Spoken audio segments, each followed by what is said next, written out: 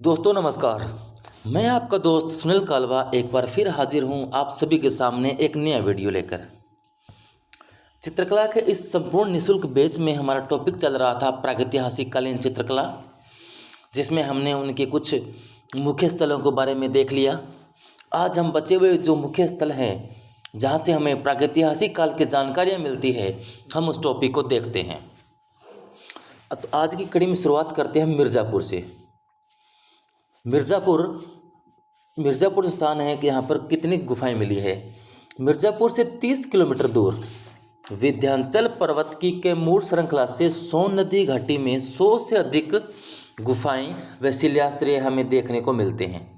यानी विंध्याचल पर्वत की कैमूर श्रृंखला में हमें मिलते हैं और सोन नदी घाटी है, वहाँ के आसपास 100 से अधिक गुफाएं हैं जहाँ पर हमें प्रागैतिहासिक काल के महत्वपूर्ण चित्र देखने को मिलते हैं। इन गुफाओं का समय माना जाता है 500 ईसा पूर्व।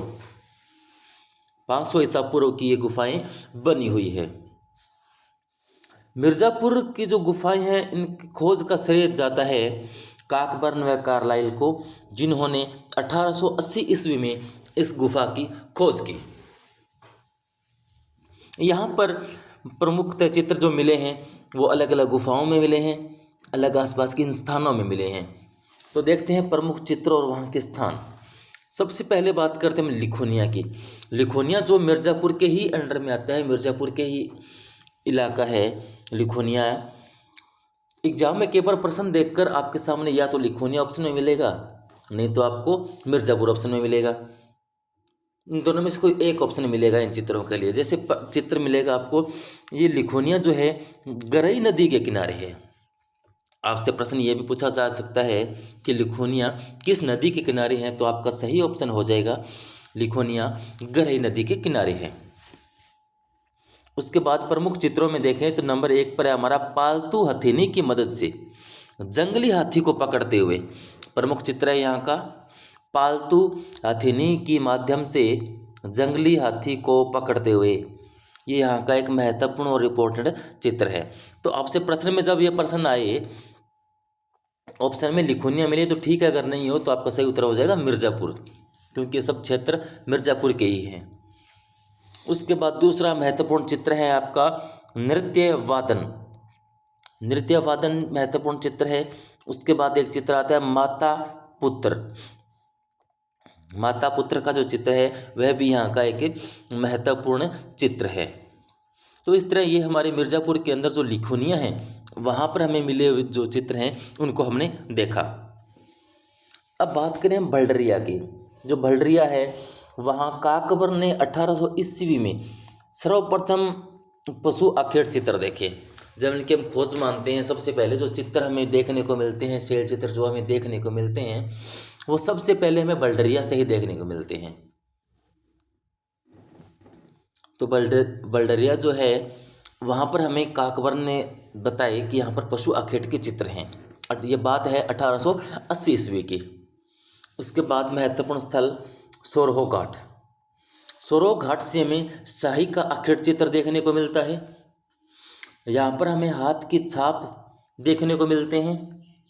और एक महत्वपूर्ण और इम्पोर्टेंट चित्र आता है हमारा, जिसका नाम है मृत्यु कष्ट से कहराता जंगली सुअर। यानी एक जंगली सुअर को चित्रित किया गया है, जंगली सुअर का चित्र बनाया गया है, जिसके अंदर दिखाया गया है कि वह मृत्यु कष्ट से पीड़ा से कहरा रहा है, दर्द से में चिल्ला रहा है, एक तरीके से वह जंगली सुअर। ये जो चित्र है गेरू रंग से बना है। ये चित्र गेरू रंग से बना हुआ है। गेरू रंग जिसे हम लाल रंग कहते हैं, गेरू रंग लाल रंग होता है एक तरीके से। गेरू रंग लाल रंग को कहते हैं गेरू। और वह जो चित्र है जंगली सुअर वाला, ये गेरू रंग या लाल रंग से बना हुआ है। अब हम बात करें घोड़मगर की। घोड़मगर स्थान जो है, यहाँ से हमें गेंडे का शिकार चित्र मिला है। यह भी हमारा महत्वपूर्ण चित्र है, गेंडे का शिकार चित्र। ये कहाँ से मिला है हमें? घोड़मगर से। और घोड़मगर मिर्ज़ापुर के अंदर आता है। जब आपके सामने सोरहो घाट, भल्डरिया, घोड़मगर या लिखोनिया जैसे शब्द नाम मिलेंगे और इन चित्रों का नाम देकर आपसे पूछा जाएगा तो आपके सबके सही उत्तर हो जाएंगे मिर्ज़ापुर। अगर मिर्ज़ापुर ना होकर उनके अंदर जगह मुख्यतः किसी जगह का नाम बारे में पूछेगा तब आपको बल्डरिया, सोरोघाट और घोड़मगर जैसे स्थानों को आपको याद रखना होगा। तो इन स्थानों को भी आपको पढ़ना होगा, इनको आप इग्नोर नहीं कर सकते। तो जो गेंडे का शिकार चित्र है वो हमें घोड़मगर से मिलता है। यह चित्र भी गेरू रंग से बना है और यह विजयगढ़ दुर्ग के पास है। घोड़मगर में स्थान है एक विजयगढ़ दुर्ग है। उस विजयगढ़ दुर्ग के पास यह हमें चित्र देखने को मिलता है, गेंडे का शिकार चित्र, जो कि गेरू रंग से बना है। गेरू रंग हमें बता दिया मैंने आपको कि लाल रंग को कहते हैं। यहाँ पर जो अधिकांश चित्र है वो गेरू रंग से ही बने हैं। यहाँ पर मिर्ज़ापुर में जो अधिकतम चित्र आपको देखने को मिलते हैं वो अधिकतम चित्र गेरू रंग से बने हुए हैं। तो चलिए आगे बढ़िए। अब हम देखते हैं कुछ महत्वपूर्ण स्थल, जैसे कि मानिकपुर। मानिकपुर बांदा जिले में है और ये स्थान भी आपको उत्तर प्रदेश में आता है। इसकी खोज 1907 ईस्वी में सिल्वेराड पांचाल द्वारा की जाती है। मानिकपुर की खोज 1907 में सिल्वेराड पांचाल द्वारा की जाती है। यहाँ के चित्रों में एक चित्र है, पुरुष को चित्रित किया है जो एक चोंचदार पुरुष है। यहाँ पर एक चोंचदार पुरुष को बैठा हुआ दिखाया गया है चित्र के अंदर। ये चित्र हमें मिलता है मानिकपुर से। मानिकपुर की खोज होती है 1907 ईस्वी में सिल्वेराड पांचाल के द्वारा। अब यहाँ पर प्रमुख और चित्र देखिए, सरहाट। मानिकपुर के ही अंदर में एक इलाका था सरहाट नाम से। वहाँ पर हमें 3 घोड़े गेरू रंग से मिले हैं। 3 घोड़े चित्रित है, 3 अश्व चित्रित है जो कि गेरू रंग से हैं। करियाकुंड नामक जो स्थान है या गुफा है, वहाँ पर हमें 12 सिंगा का पीछा करते धनुर्धारियों का चित्र, एक वहाँ पर चित्र बना है जिसके अंदर दिखाया गया है कि एक कुछ धनुर्धारी जो हैं 12 सिंगा का पीछा करते हैं। ये चित्र हमें कहाँ से मिलता है? करियाकुंड से मिलता है। उसके बाद मलबा से हमें 3 दंडधारी अश्वारोही मिलते हैं। 3 अश्वारोही है जिनके पास दंड है और वो लेकर जा रहे हैं। और पहिए रहित गाड़ी और एक पहिए रहित गाड़ी भी हमें यहाँ पर दिखाई गई है। तो इस तरह हमारे ये 3 चित्र हुए मानिकपुर के अंदर जो इलाका है वहाँ का। तो मानिकपुर की खोज होती है 1907 में सिल्वेराड पांचाल द्वारा। यहाँ पर एक चौंचदार पुरुष बैठा है। सरहाट, यहाँ में 3 घोड़े गेरू रंग से बनाए गए हैं। करियाकुंड में 12 सिंगा का पीछा करते धनुर्धारियों का चित्र है। और मलबा में 3 दंडधारी अश्वारोही है और पहिए रहित गाड़ी का चित्र है। पहिए रहित गाड़ी का चित्र है और 3 दंडधारी अश्वारोही हमें चित्रित यहाँ पर दिखाए गए हैं। यहाँ पर एक इलाका है विडम, महत्वपूर्ण स्थल है जिसकी खोज जगदीश गुप्त ने की थी। विडम से हमें ज़्यादा जानकारी नहीं मिलती, लेकिन इसकी खोज के बार पूछ लिया जाता है कि विडम की खोज किसने की, तो जगदीश गुप्त ने की। अब हम आते हैं दक्षिण भारत की तरफ कि दक्षिण भारत की तरफ कौन कौन से वो मुख्य इलाके हैं, स्थान हैं जहाँ से हमें चित्रित चीज़ें मिलती है। सबसे पहले हम बात करें बेलारी की। बेलारी सबसे महत्वपूर्ण स्थल है दक्षिण भारत का, जहाँ पर प्रागैतिहासिक काल में लोग रहते थे। उनका मुख्य स्थल था, मुख्य केंद्र था बेलारी। बेलारी कर्नाटक में स्थित है। बेलारी कर्नाटक में है। सर्वप्रथम 1892 ईस्वी में एफ फासेट ने चित्रों का प्रकाशन करवाया। यानी बेलारी के अंदर जो चित्र है उनका प्रकाशन करवाने की जब बात की जाएगी तो नाम आएगा एफ फासेट का। समय था 1892 ईस्वी। यहाँ से हमें षटकोण मिला है, 6 कोणों का सितारा। एक इसको ऐसे भी लिखा मिलता है कई बार, 6 कोणों का सितारा कहाँ से मिला है? 6 कोणों का सितारा। कई बार एग्जाम में ये नाम आ जाता है, षटकोण की जगह मिलता है कि 6 कोणों का सितारा कहाँ से प्राप्त होता है, तो बेलारी से मिलता है। बेलारी कर्नाटक में और कर्नाटक हमारा दक्षिण भारत में आता है। उसके बाद हम चलें वायनाड के एडिकल में। वायनाड के एडिकल के जो चित्र है वो एफ फासेट ने ही प्रकाशित करवाए थे। समय था 1901। 1901 में एफ फासेट ने वायनाड के आर्टिकल के चित्र प्रकाशित करवाए। यहाँ पर हमें जादू टोने टोटके के चित्र देखने को मिलते हैं। इंपॉर्टेंट प्रश्न है आपके लिए। जादू टोने टोटके के चित्र आपको कहाँ से मिलते हैं? तो आपका सही जवाब हो जाएगा वायनाड के एडकल से मिलते हैं। ये यहाँ का महत्वपूर्ण स्थलों में से, महत्वपूर्ण चित्रों में से एक है, यहाँ के जो चित्र हैं। उसके बाद हम बात करें बिलासरंगम की। जो बिलासरंगम गुफा है वह हमें देखने को मिलती है तमिलनाडु में। यह गुफा तमिलनाडु में स्थित है। राघव ने इसे नियोलिथिक एज माना है। राघव ने इसको नियोलिथिक एज माना है। नियोलिथिक एज जो आपको शुरुआत में बताया था, उत्तर पाषाण काल या नव पाषाण काल को कहा जाता है।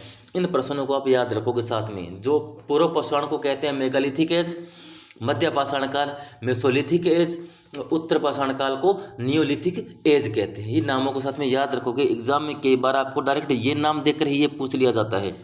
वहाँ पर आपको पूर्व पाषाण, मध्य पाषाण, उत्तर पाषाण नाम ना मिलकर direct Neolithic, megalithic, Mesolithic as नाम देखने को मिलेंगे, तो आप कंफ्यूज हो जाओगे। इसलिए आप इनको याद रखोगे।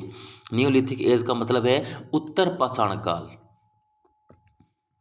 उत्तर पाषाण, ये उत्तर पाषाण काल का इलाका है। उत्तर पाषाण काल के दौरान का गुफा है बिलासरंगम। तो राघव ने इसे नियोलिथिक एज यानी उत्तर पाषाण काल का मानना है। यहाँ से हमें हड्डियों के औजार मिले हैं। हड्डियों के औजार हमें कहाँ से मिलते हैं? बिलासरंगम गुफा से मिलते हैं, जो कि तमिलनाडु में स्थित है। आगे बढ़ते हैं हम। और अन्य प्रमुख स्थल, कुछ और जो स्थल है वो हमारे यहाँ पर देखने को मिलते हैं, जिनके अंदर लाखोडियार है, जो कि उत्तराखंड में है। लाखोडियार उत्तराखंड में है। इसकी खोज होती है केजी नोटियल के द्वारा। इसकी खोज होती है हमारी केजी नोटियल के द्वारा। यहाँ पर हमें चित्रों के अंदर देखें तो हाथों में हाथ डाले नृत्य करते लोग चित्रित हैं। हाथों में हाथ डाले नृत्य करते लोग चित्रित हैं लखोडियार में, जो कि उत्तराखंड में स्थित है। और लहरदार लकीरें, कुछ पर्वतों पर वहाँ शिलाओं पर बनी हुई लहरदार लकीरें बनाई गई है, वह भी हमें लाखोडियार उत्तराखंड से मिलती है। तो लाखोडियार उत्तराखंड में स्थित है। खोज पूछा जाए तो आपका उत्तर हो जाएगा केजी नोटियाल ने की थी। वहाँ पर चित्रों की बात करेंगे तो हाथों में हाथ डाले नृत्य करते लोग और लहरदार लकीरें, इतना हमें यहाँ से मिलता है। अब बात करें चक्रधरपुर की। चक्रधरपुर जो है झारखंड में स्थित है। चक्रधरपुर झारखंड में स्थित है। वहाँ से हमें लेटे हुए शिकारी मानवाकृतियाँ मिली है। वहाँ पर कुछ लेटे हुए शिकारी मानवाकृतियाँ बनाई गई है, जो कि चक्रधरपुर में है। चक्रधरपुर हमारा झारखंड में है। आगे बढ़ते हैं हम और देखते हैं कुपगलू को। कुपगलू स्थान एक हमारा महत्वपूर्ण स्थल है। वहाँ पर एक चित्र बना है एक कि बड़े अंगों वाली कामोद्दीप्त पुरुष स्त्रियों को भगाते हुए। ये महत्वपूर्ण चित्र है यहाँ का कुलगुप्पू का, कि वहाँ पर कुछ पुरुषों को दिखाया है कि जो उनको बड़े बड़े अंग दिखाए गए हैं। बड़े अंगों वाले कामोद्दीप्त पुरुष है कुछ, जो स्त्रियों को भगा रहे हैं, स्त्रियों को भगा कर ले जा रहे हैं। इस तरह का एक चित्र प्रदर्शित है, चित्र बना हुआ है प्रागैतिहासिक काल का। वह हमें देखने को मिलता है कुपगलू में। कुपगलू तो आप इसके अंदर ज़्यादा महत्वपूर्ण जानकारी नहीं है, बस एक एक चित्र है, इनके देखने हैं आपको। चक्रधरपुर का एक चित्र है लेटे हुए शिकारी मानवाकृतियाँ।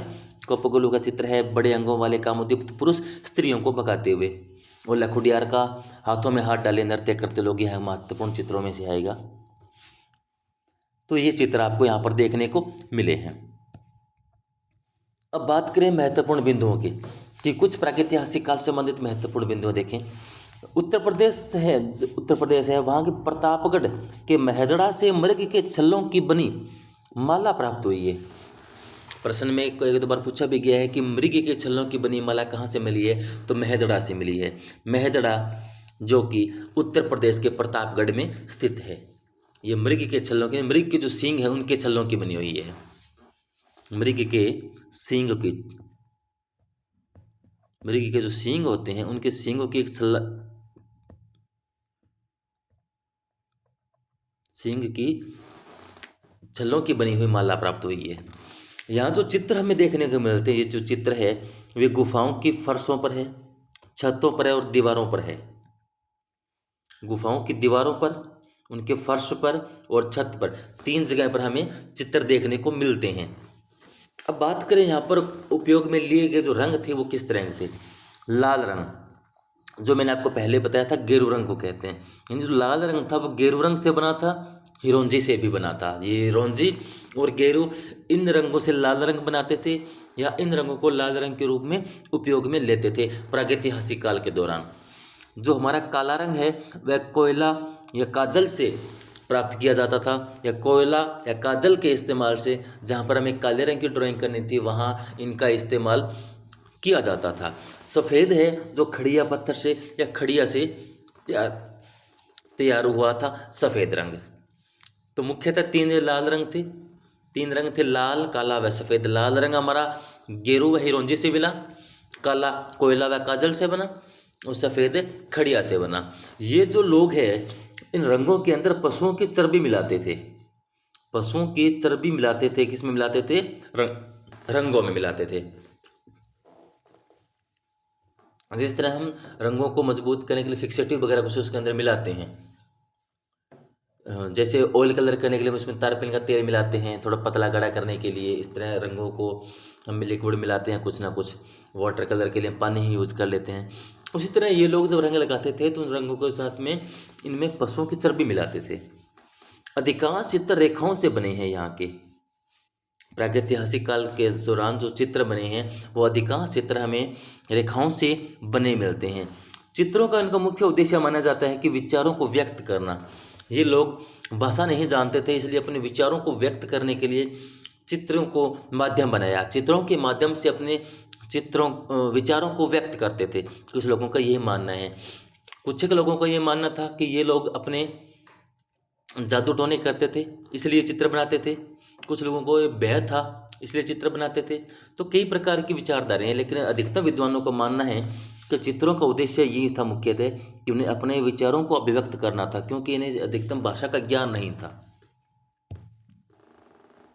अब बात करें प्रागैतिहासिककालीन जो चित्र हैं वो 3 स्तर के हैं। प्रागैतिहासिककालीन 3 स्तर के हमें यहाँ पर चित्र मिले हैं। नंबर 1, तख्तीनुमा व डमरीनुमा आकृतियाँ बनी हुई है। तख्तीनुमा व डमरूनुमा आकृतियाँ, यानी इस तरह की कुछ आकृतियाँ बनी हुई है। अधिकतम